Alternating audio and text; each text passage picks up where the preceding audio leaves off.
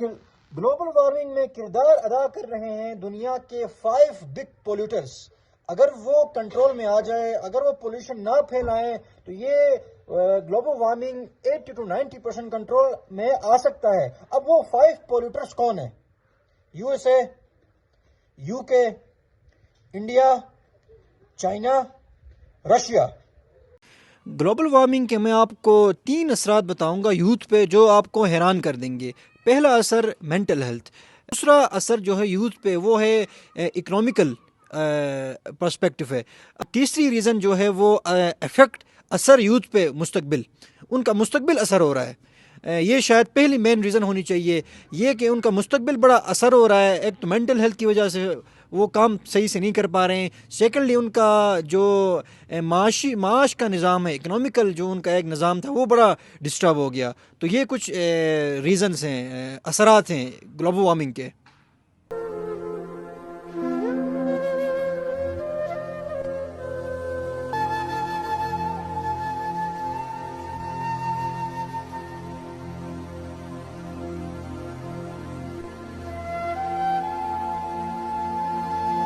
ایک بکری اور گائے تھی جس سے میں اپنے بچے کی اسکول کی فیس جمع کرواتی ہوں. میرا بچہ کالج میں پڑھتا ہے. سیلاب نے میرا گھر، میرے مال مویشی، میری زمین سب بہا لے گئی. ابھی ہم اس میدان میں رہ گئے، پہننے کے لیے کپڑے نہیں، پاؤں میں جوتے نہیں. ہم باغ کے پہاڑی پہ نکلے، کبھی لوگوں نے ہمیں اس طرف جاؤ کہا، کبھی اس طرف جاؤ کہا، اور کبھی کہہ رہے ہیں کہ اس بیابان جنگل میں لے کے جائیں گے. ہمارے گھر کے اوپر بڑے بڑے پتھر آئے ہیں. سیلاب ہمارا سب کچھ بہا لے گیا. پتہ نہیں ہمارا کیا ہوگا.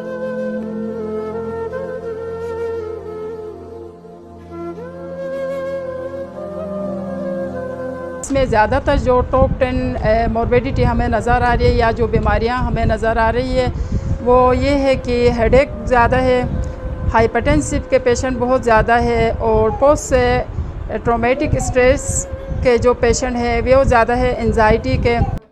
السلام علیکم، دس از مریم یحییٰ، آئی ایم اے سائیکالوجسٹ، اور آج میں بات کر رہی ہوں کلائمیٹ چینج کے بارے میں، اور کلائمیٹ چینج سے جو سائیکولوجیکل ہیلتھ پہ جو بھی اثرات ہوتے ہیں اس کے بارے میں ہم بات کر رہے ہیں. جیسے کہ سب کو پتہ ہے کہ ہم پاکستان میں رہتے ہیں، اور پاکستان میں ہمارا جو ہے موسمیاتی تبدیلیاں بہت زیادہ آتی ہیں، اور موسمیاتی تبدیلیوں کی وجہ سے جو ہماری ذہنی صحت خراب ہوتی ہے اس کے بارے میں بات نہیں کی جاتی.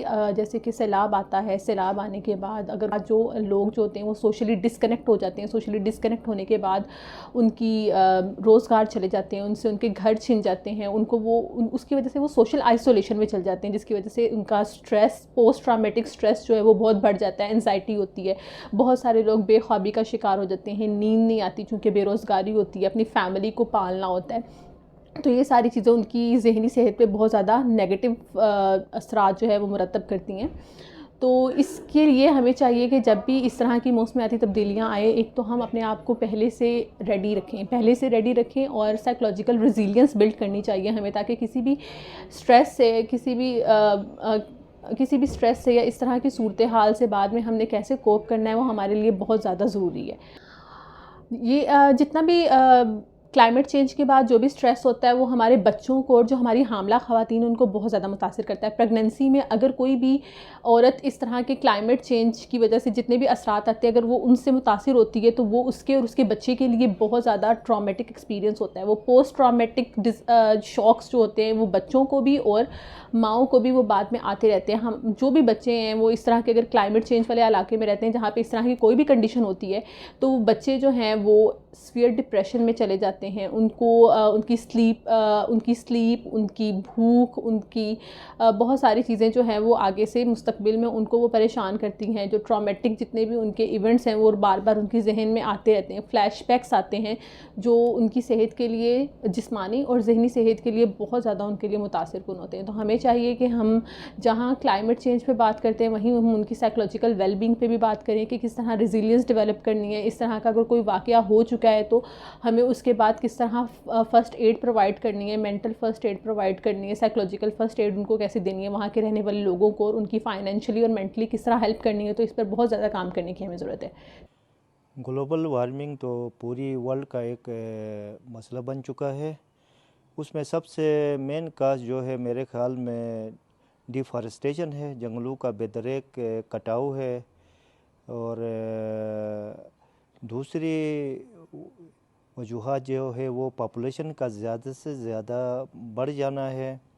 पॉपुलेशन एक ज़माने में बहुत ही कम थी, आजकल बहुत पॉपुलेशन और लोड हो चुकी है पूरी वर्ल्ड में, खुसूसन बैकवर्ड्स जो कंट्री है वहाँ पर, तो खुसूसन पाकिस्तान जिसका हम जिक्र करेंगे, तो यहाँ पर दिन ब दिन आबादी दुगनी होती जा रही है।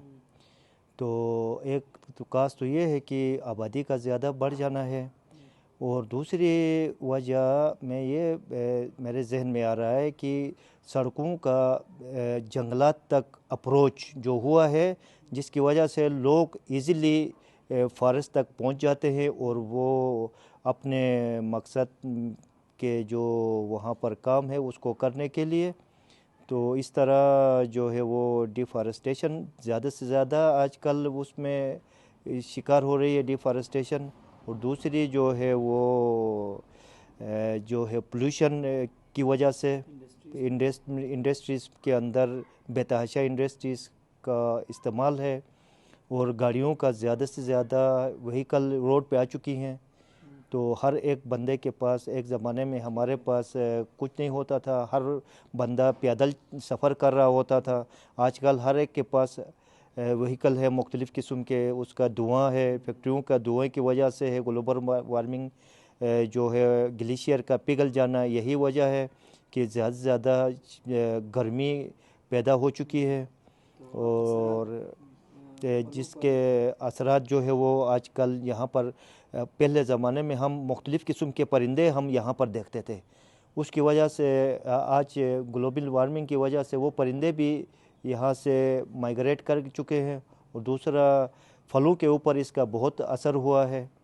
फल एक ज़माने में बहुत ही हमारे पास शानदार फल हुआ करते थे, आजकल वो फूल देते ही या फल पकने से पहले ही उसके अंदर कीड़ा लग जाता है। गर्मी ज़्यादा होने की वजह से इसके असरात फलों के ऊपर भी पड़ रहे हैं। इसी तरह जो है हमारा नेचुरल जो ब्यूटी है उसके ऊपर भी बहुत ये असर कर रहा है। तो अभी हमारे खेतों का आप देखो, जो हमने वो जो गंदम उगाया है, जिसकी शक्ल है वो आधा से ऐसा जला हुआ है, वो ख़त्म हो चुका है। और कई ऐसे हैं जहाँ जिसका आधे खेत में चंद बीज पैदा हुआ है, जब पानी ही नहीं है तो बीज पैदा कैसे होगा।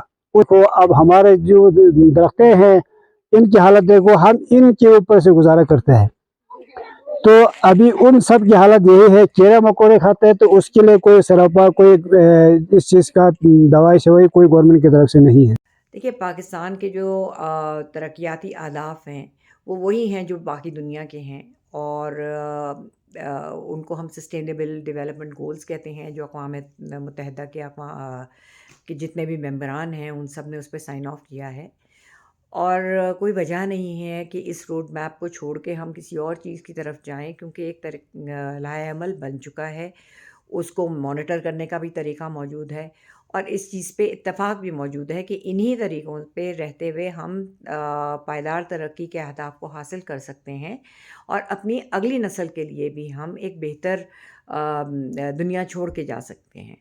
तो हमें बहुत तवज्जो के साथ उसके तमाम वो जो मराहिल हैं उनको तय करना है, बहुत नेक नियति के साथ उसके ऊपर चलने की ज़रूरत है, और बहुत तेज़ी से उस पर अमल करने की ज़रूरत है, क्योंकि वो तो 2030 में उसका वो जो मुअय्यना मुद्दत है वो ख़त्म हो रही है, कि तब तक हमने अपने वो टारगेट्स अचीव कर लेने चाहिए, और अभी तो हम उससे बहुत दूर खड़े हैं। तो इसको समझने की ज़रूरत है कि ना सिर्फ ये हमारी एक बैनुल अक़वामी कमिटमेंट है, बल्कि ये हमारी बेहतरी के लिए है कि हम पायदार तरक्की या सस्टेनेबल डेवलपमेंट की तरफ ही गामज़न हों।